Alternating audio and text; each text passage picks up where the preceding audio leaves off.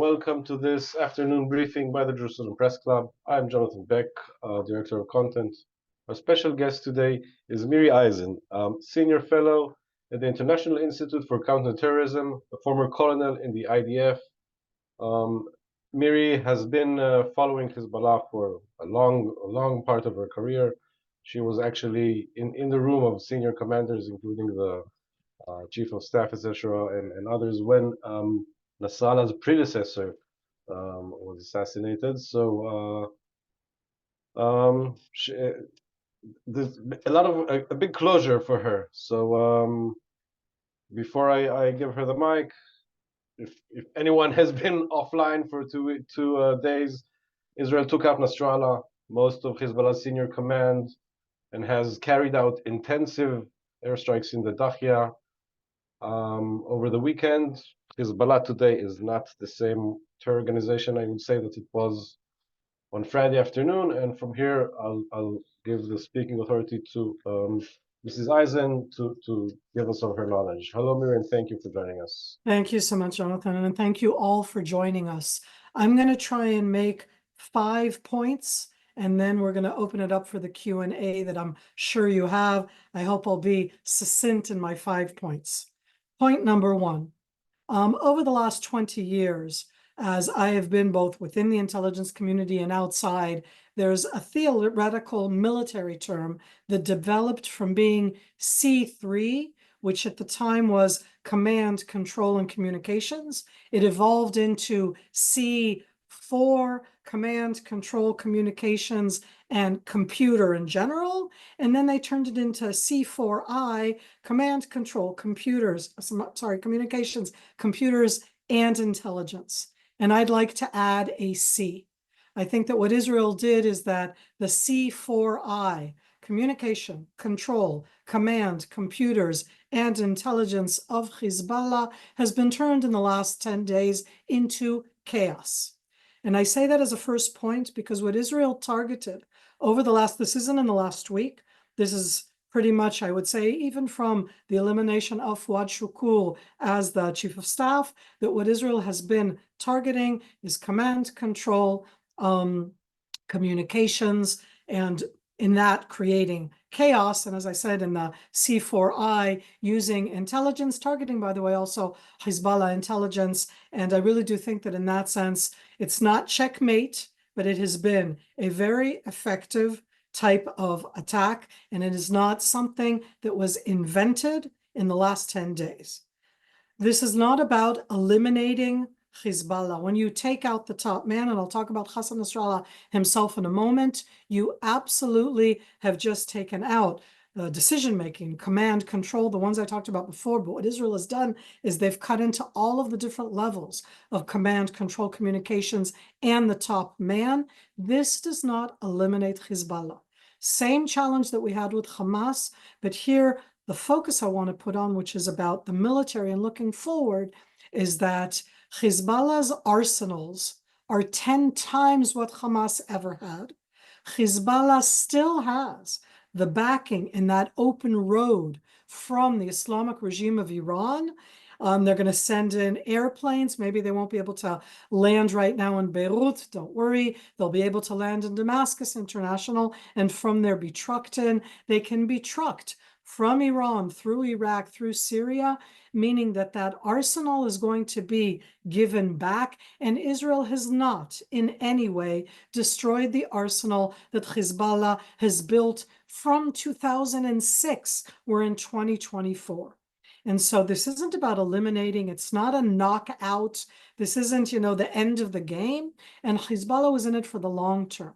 In the immediate sense, and this is my third point, it's not elimination, but also that Israel still has, specifically militarily, additional immediate threats that are continually being taken care of, still with Hassan Nasrallah not around. And I would say that the biggest focus for me as a person looking at this, as somebody from the outside inside, is the arsenal and the weapons themselves, but the capabilities that Hezbollah built adjacent along Israel's northern border on the Lebanese side in all of the towns and villages. And what they built is the Radwan force that is deployed down there. And that force, no matter how many times we attack, you cannot destroy that from the air, both because it is underground, just like Hassan Nasrallah was. And look at what we had to do to be able to take out Hassan Nasrallah. And you're always going to have that debate. But both the Islamic regime of Iran and Syria under Bashar al-Assad, like the North Koreans, or for that matter, years ago, other terror organizations, they go underground. And to be able to get to that subterranean arena in southern Lebanon, which is 2 to 3 kilometers from Israel's border, you have to go in. I'm going to make one more point and then stop. Is that okay, Jonathan? Because I see your hand is up. You want me to stop now? No. Okay. Go ahead. Okay, so I made until now just the 3 points. One, my little playing on the C4 and intelligence into chaos. 2 is that we're not eliminating now, we're degrading, and they still have a lot of capabilities. And out of that 3, that main immediate threat is the Radwan force deployed and action targeted, meaning now they have, not that they didn't want to do it before, but now they're going to even more want to do an action. And I want to be clear, they have capabilities. Look at what Hamas did on October 7th, and Radwan forces were training to do much more than that in the years before 2023, which means attacking. So you go, the communities are empty, but they're not totally empty. There are the local forces there that are taking care of the community itself. And Hezbollah is the one that in July of 2006 kidnapped Israeli soldiers. And that is most definitely a clear and present danger. If Israel, I don't want to say when, if Israel, the IDF, chooses to go in to take care of that immediate threat, that changes the arena, because that would enable a clearer voice from anybody to be able to say that the Israelis who live up north, the 70,000 who are officially dislocated, and the additional thousands of those who have moved would be able, again, not easily, but would be able to move back home. Last but not least, at this stage of these opening statements, and again, I can expand on anything, is that Israel needs to be, from my point of view, militarily, I'm talking on the military focus, not to overplay our hand, meaning we need to continue to be hitting Hezbollah targets. We hit and killed and officially took responsibility for the killing of Hassan Nasrallah, Fuad Shakur, I could go down the list, and we've openly said so in very targeted ways. And absolutely, there were civilian casualties. Having said that, in these targeted killings, Israel has been very specific about who was there and how it's done. It is not the same against targeting the enormous arsenals of weapons all over Lebanon, meaning that that targeting has to be specific and clear. And there we're giving early warning consistently, telling people move away from the caches of weapons. My challenge to myself, I say, maybe they don't know about the Hezbollah arsenals. There are those who know, but there are those who don't know. And I put that out there because we need to be more careful. I'm much more worried now about Israel's targeting, that we need to continue to be oh so efficient. And that's about not overestimating. And the second aspect, it's overestimating and underestimating. Hezbollah is still a threat. Don't underestimate it, meaning what Israel did on Friday night and in the week and a half before that is a serious blow. But Hezbollah was built to be able to survive. So don't underestimate now Hezbollah's capabilities. Having said that, I'm most worried, because I'm Israeli, that we are going to overestimate Israel's capabilities. The fact that we can do what we did takes years of planning. I want to be clear. What Hamas did on October 7th took years of planning. Hezbollah has been, for years, planning a October 7th type attack that they did not do with the Radwan forces, but they openly talked about it.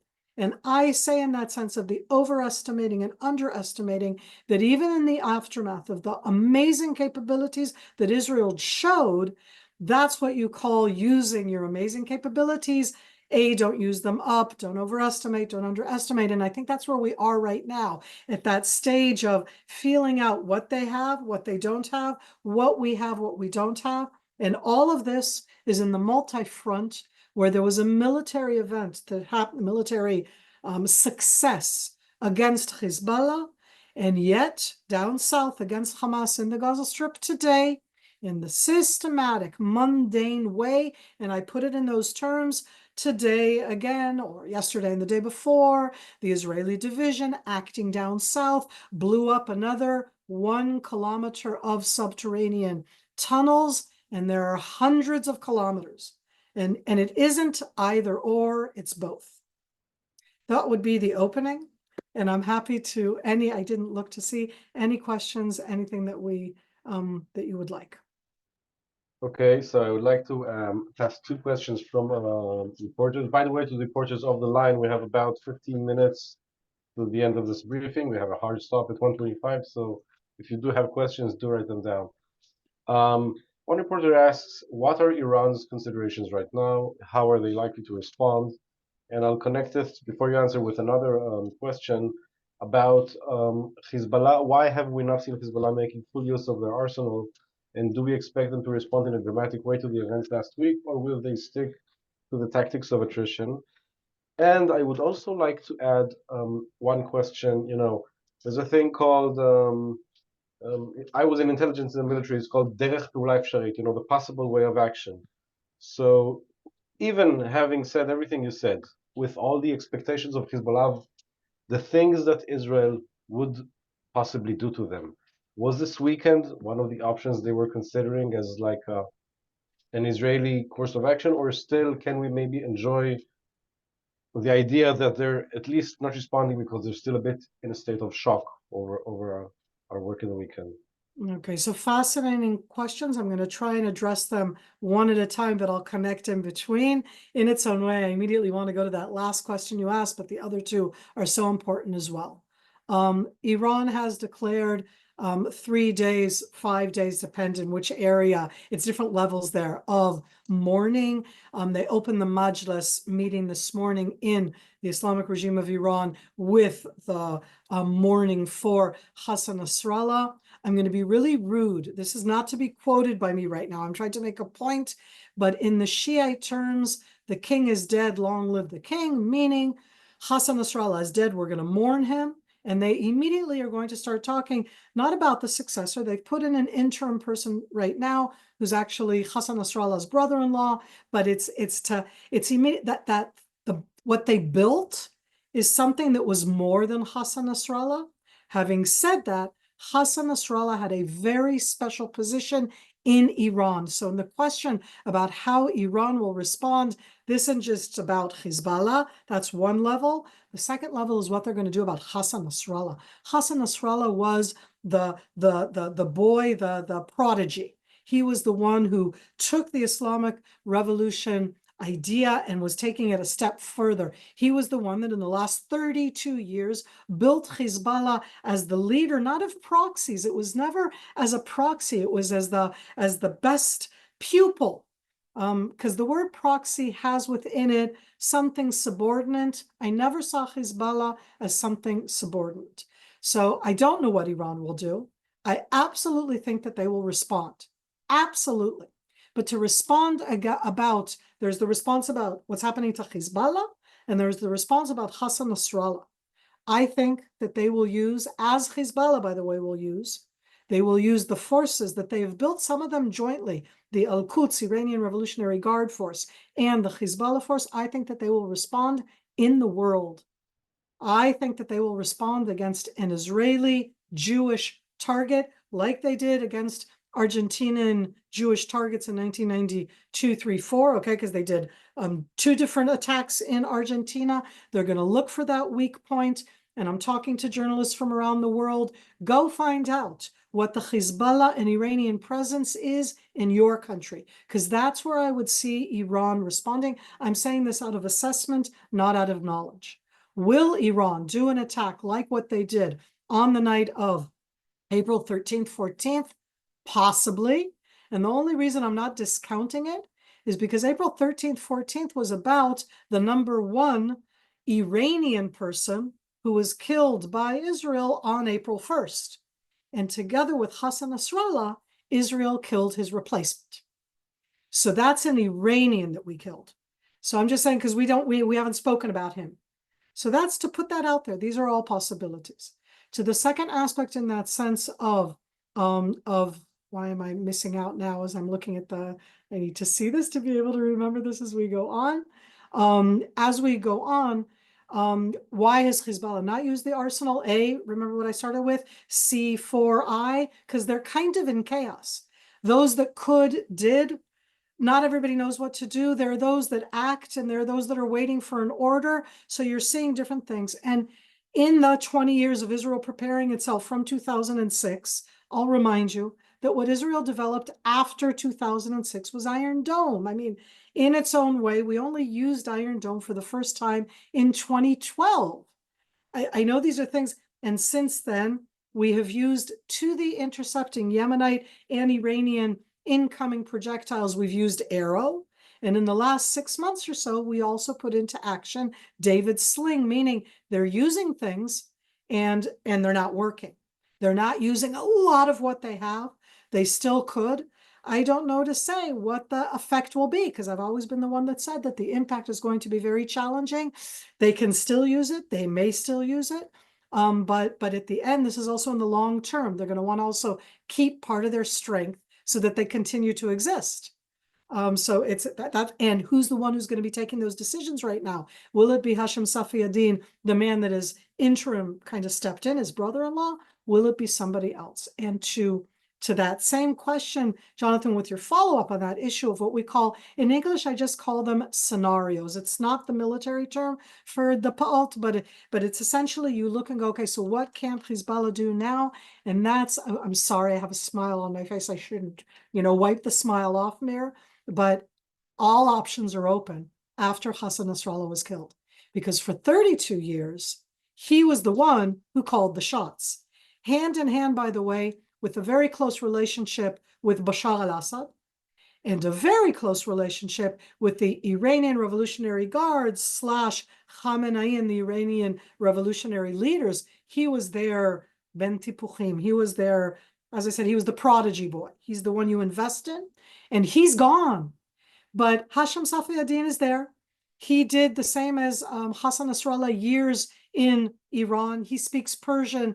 In that sense, they have similarities. He doesn't have the charisma, but I am waiting to see if there will now be an open statement coming from them. Having said that, because of element one, communications control computers, and what Israel did allegedly and openly over the last 10, 14 days to all of those different systems, how does somebody go and make a broadcast now? Isn't that putting him into the limelight in a way that they may not want right now? But it isn't that Hezbollah is in total disarray. That chaos that I talked about is mainly in the decision-making process, but they still have been able to both fire and use their weapons. I think I answered all three. Yes, thank you. So another 3 questions coming. One of them is about Hezbollah tunnels. And if you know the extent of the Hezbollah tunnels and how far they spread in Lebanon. Another one is, after these assassinations, what are the most pressing threats against Israel? Since both Hezbollah and Hamas have been somewhat degraded.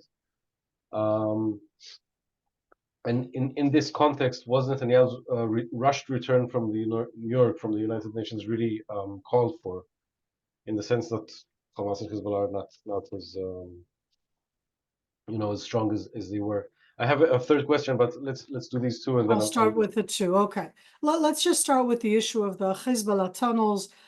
Israel in the end of 2018, beginning of 2019. For those that are less conversant, I highly recommend, you can ask also, I'm sure the JPC will be able to put you and to be able to show you the films of the IDF northern exposure in that sense, when we uncovered 6 Hezbollah attack tunnels into Israel that cross from Lebanese territory into Israel. That's one level.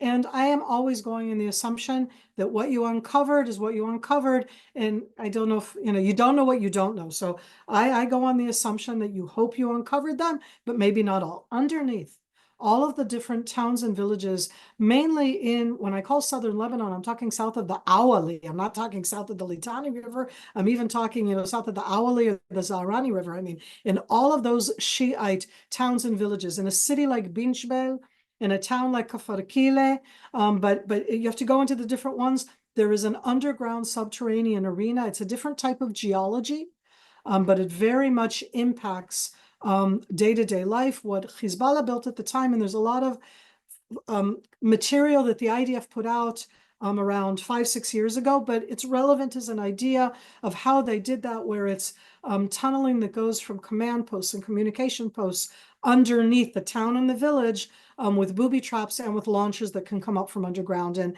Hamas learned from Hezbollah, Hezbollah learned from Hamas, had a lot of mutual learning. So that's absolutely the main challenge going in. It is both in urban areas and most likely also in open areas, meaning that you attack an area that you think is like a gully or a valley, and that's where the launcher is, but the launcher is deep underground, and there's a whole subterranean arena. And I remind you all that a couple months ago, Hezbollah put out their own film of their underground enormous tunnel, and that's part of that arsenal that supposedly has not been fired against us, with literally long-range missiles that are all underground and tunneling. So the given is that it's there, and that's very hard to do. Having said that, that's what we've been doing for the last 10 months underneath the Gaza Strip. No fun, and at least, thank God, at this stage, knock on wood, no hostages. When it comes to the broader sense, what Israel has done, I'd say in the last 10, 12 days, is it's both that chaos because they don't know what communications they can use. They've lost a lot of their control, but other people have stepped in. It's not the charisma, I'll add another C, the charisma of Hassan Nasrallah. But at the end, Hassan Nasrallah was the one that was like, he was the inspiration. He was the one who was both inspiring in words. And so it's not that right now I see them all coordinate in doing an attack, but I also don't think that any of them are going to degrade, meaning if I'm worried at the most, not about this. One of my many worries is that, again, Israel is going to be alone against all of these different challenges because the Houthis are Israel's challenge. The fact that the guy that the Houthis fired, the 2 rockets that they fired over the last 48 hours, is because it was a Hezbollah operative, high-ranking, that we killed, who had been the one who had built that Houthi missile capability that they're firing against us. So that Houthi, so it's all about us, as I've said to on live TV in the last few days. I know how we solve everything. Israel disappears, and then everything will be good, right? That's just what the Houthis want. That's just what Hezbollah wants. Let's just give in. So I don't know where they'll go. I do think that Iran right now mainly wants to not be directly attacked. And they're not sure right now what the world is going to do. And I'll leave it at that. I know that you have other speakers coming up that will be able to address that issue a bit more. Okay, thank you for this. I have 2 more questions before I let you go. First of them is from a Danish reporter. There's been talk of a ground incursion or invasion in the cards. ABC this morning reported that Israeli soldiers are maybe conducting minimal cross-border actions beyond the border. That's one question. The second question is, in the Gaza front, as much as Hamas has been degraded, we've heard analysts saying Hamas's DNA is kind of a guerrilla organization, and when the brigades and the platoons fall apart, they just fall back to their model of like small cells of 2-3 people carrying out the opportunist terror attack, killing 1 or 2 soldiers for them. They only need strategic, tactical successes, not really strategic successes. Is Hezbollah the same? Is a headless, communicationless Hezbollah? Can it morph into a decentralized army, or is Hezbollah more kind of inherently built up as a military so that when you create the chaos you discussed, it's actually a bit going to stay in disarray for a while, for a time being, and not become this kind of small cells? So first of all, they're going to go back to the small cells. They're a terror military, and that's why they can kind of go back and forth between the different ones. But here I want to address in that sense, first of all, yes, Hezbollah is prepared.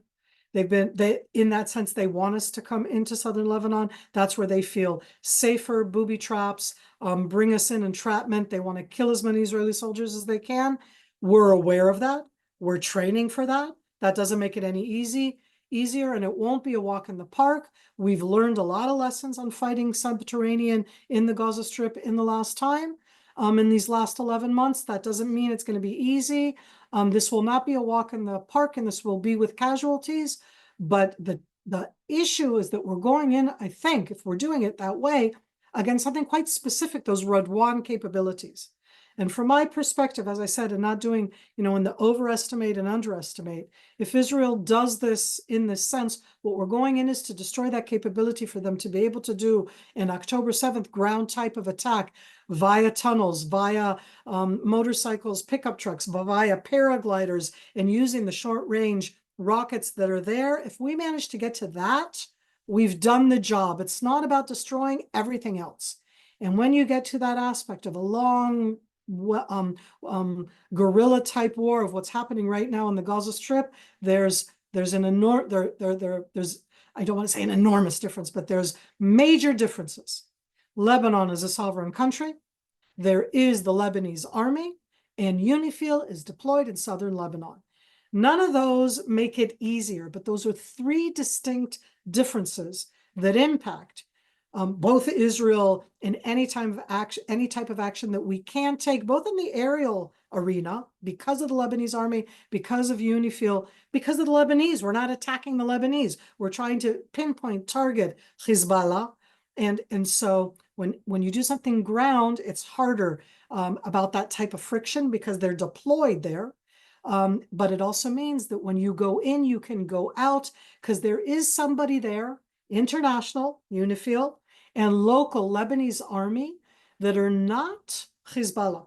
And that's vastly different from what's in the Gaza Strip with Hamas. You cannot compare that in any way to UNRWA or the international organizations. And I'll leave it at that. Okay, Miri Eisin, thank you very much for your briefings. If there's no more questions, then really we have to stop now.